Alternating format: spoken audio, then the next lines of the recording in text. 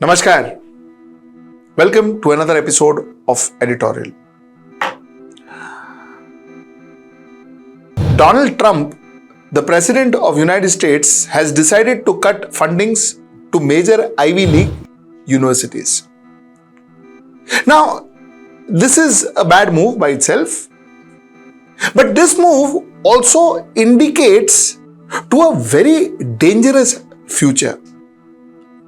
This move indicates that possibly this world is approaching a new world order, something that we have not seen before, possibly something that this world has never experienced before. Let's talk about this. This is going to be a slightly longish editorial, so you can view it at that 1.5 speed ideally, so that you can finish this editorial fast, but a couple of things I want to share with you. So it's going to be slightly longish. Let's get right into the show. So, Trump told his universities that, listen, you know what? We don't want any pro-Hamas discussion in your campus. Which also means that we don't want any pro-Palestinian discussion in your campus. Which could also mean that we don't want any anti-Israel discussion in your campus. Which could also mean that we decide what is discussed in your campus. According to Trump says that pro-Hamas vandalism, intimidation in college campus targeting the leftist anti-American institution fostering anti-Semitism will not be allowed. So he's mixing up a lot of things. Pro-Hamas is definitely not a positive, or a pro-Hamas itself is wrong because Hamas, they're terrorists.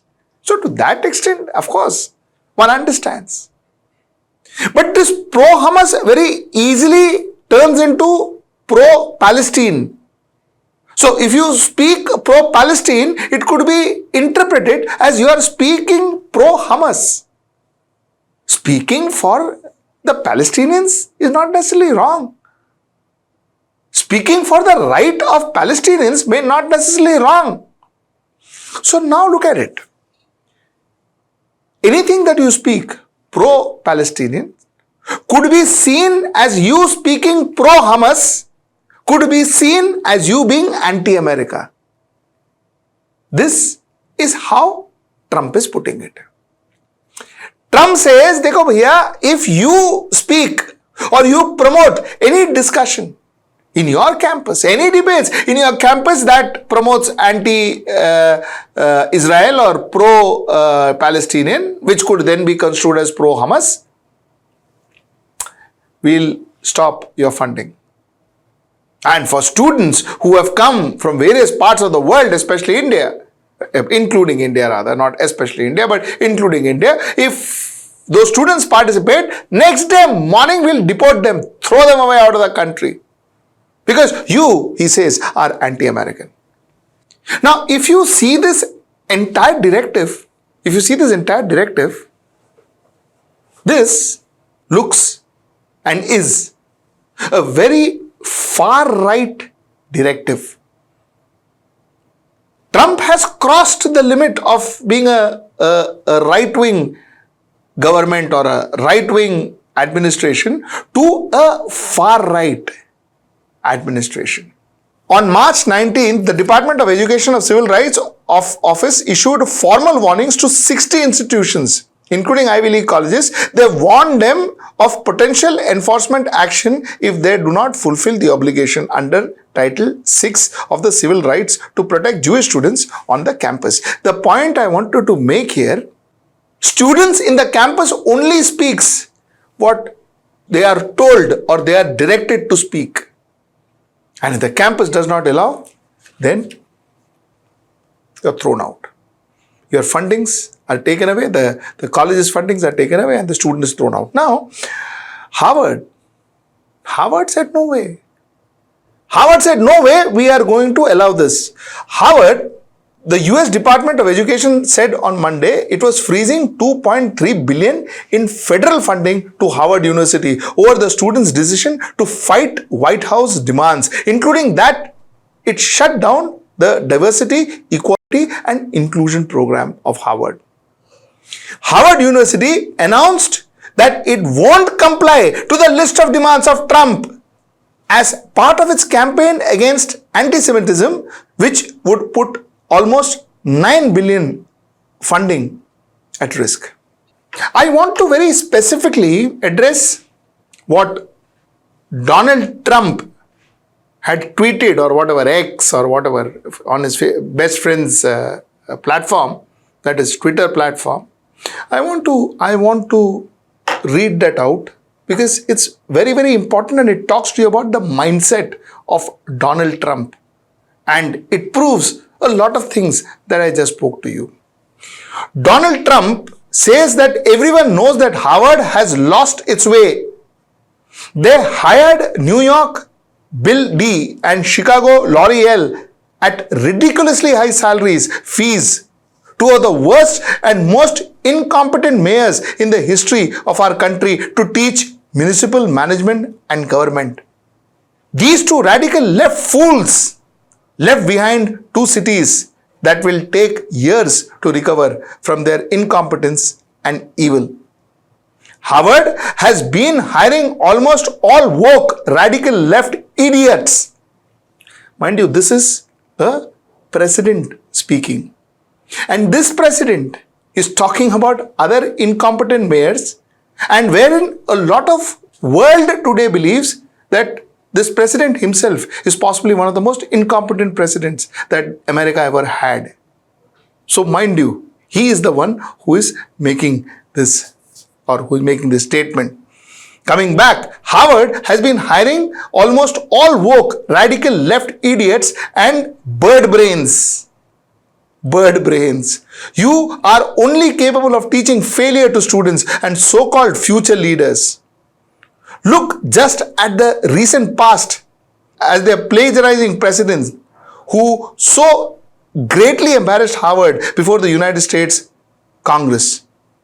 When it got so bad that they couldn't take it anymore, they moved his grossly inept woman into another position, teaching rather than firing one on the spot.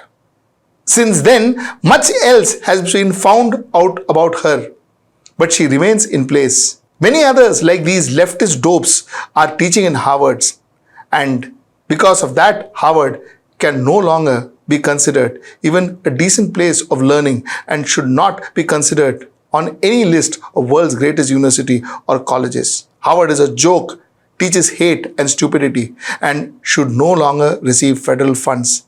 Thank you for your attention on this matter.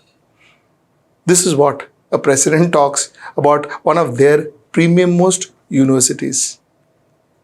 Though his own president, the president of that particular country, goes to the world and humiliates one of the most premium institute of his own country. Is he not anti-American? Harvard has created few of the best minds in the world. Few of the best minds in the world. Look at the words that the president is using against that university and the people concerned in that university purely because they refuse to budge to what he said. They refuse to budge to what he wants them to say, to refuse to budge what he wants them to teach their students. Look at the words he is using. He said that perhaps Harvard should lose its tax exemption status and be taxed as political entity if it keeps pushing political, ideological and terrorist inspired, supporting sickness. Remember, tax exempt status is totally contingent on acting in public interest. Like a lot of other leaders I know, Trump also thinks that tax exemption, government money is something that he has bought from his own bank, his own house. He speaks as if all this belongs to him. So, like a lot of other leaders I know too, here is another man who says that if you don't agree to me, I will teach you a lesson. There are some leaders who uses central forces to teach lesson, and there are some leaders who uses money, because this is a capitalist leader who uses money to teach lesson. Some leaders would put you behind bars, and some would ensure that you're throttled with your monies are freezed. Let me also add, the current Supreme Court Chief Justice is from Harvard in United States. Lot of Supreme Court judges are from Harvard. So this is the institution that this man is commenting on. The president of that country is commenting on. The president of Harvard, Alan Garber, in the letter to the Harvard community on Monday, said that the demands violated the university's First Amendment rights that exceeds the statutory limit of the government's authority under Title 6, which prohibits discrimination against students based on their race, color, and national origin. No government, said the Harvard University, regardless of whichever party in power, should dictate what private universities can teach, whom they can admit and hire, and which area of study and inquiry they can pursue. Just because you're the government. Are you going to tell us what our academics should be? Now, like I told you, I'm connecting it to my first part of the editorial. The first thing that a far-right organization, far-right leader would want to do is to change your thought process, to indoctrinate his thought process onto yours, and the best place to start is the campus. You know, Hitler, end of the day we all go back to the same man, Hitler, and Nazi regime significantly altered Germany's education system after coming to power in 1933. Their goal was to indoctrinate youth with Nazi ideology, emphasizing radical purity, militarism, and loyalty to the state, which they changed their curriculum overall, teachers control, youth integration, censorship of book burning, gender-based education, so on and so forth. They indoctrinated their thought process through this education system. The last point I wanted to make is what my title says, that there is something that Mr. Donald Trump should learn from Dr. Manmohan Singh. You know, incidentally, Manmohan Singh had gone to the JNU campus in 2005. He was Prime Minister, he was 1 year down, a few months down, not 6 or 7 months down after he took over as the Prime Minister. Almost a year.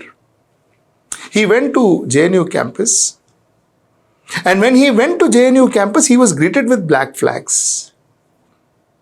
Now, a lot of people around him thought that, Manmohan Singh may walk out, Manmohan Singh may ask the cavalcade to, go back, he may ask everybody to go back, or he may not attend the function, he may not talk to the students, he may refuse to talk to the students, there will be security concerns, so on and so forth. So, a lot of people thought that that event will never take place, but that event took place, and Dr. Manmohan Singh, who a lot of people used to call Mon Singh, Dr. Manmohan Singh spoke.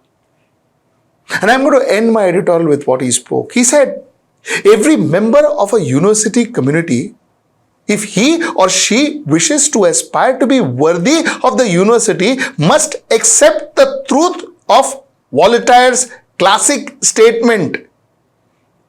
Voltaire proclaimed that I may disagree with what you have to say, but I shall defend to death your right to say it. That idea must be the cornerstone of a liberal institution. A JNU professor to this had said that the students waved a black flag at him. The vice chancellor then received a call from the PMO asking him to be lenient with the students, as protesting is their right. The students were then let off with a warning. The Prime Minister of India walked into this Jawaharlal Nehru University. Students were protesting against him. He didn't say that, oh, you are protesting against me. My thought, you are anti-India. He didn't say that. To the contrary, he said that, listen, protesting is something that you should defend with your life. He quoted Voltaire, where he said that, you know what, I may beg to differ with you, But I will give my life to ensure that you get an opportunity to say what's in your heart. That's liberalism. That's when world order expands. That's when peace prevails. When I hear you, you hear me. The moment this concept of hearing you and you hearing me is stopped, impediments are put onto that, that's when conflict starts. That's when differences turn to war, and war turns to world wars. This is the point that I wanted to make, and this is why I said that possibly Trump should take Dr. Manmohan Singh's advice and what he said very seriously. Till I see you next time, that's tomorrow at 10. Namaskar.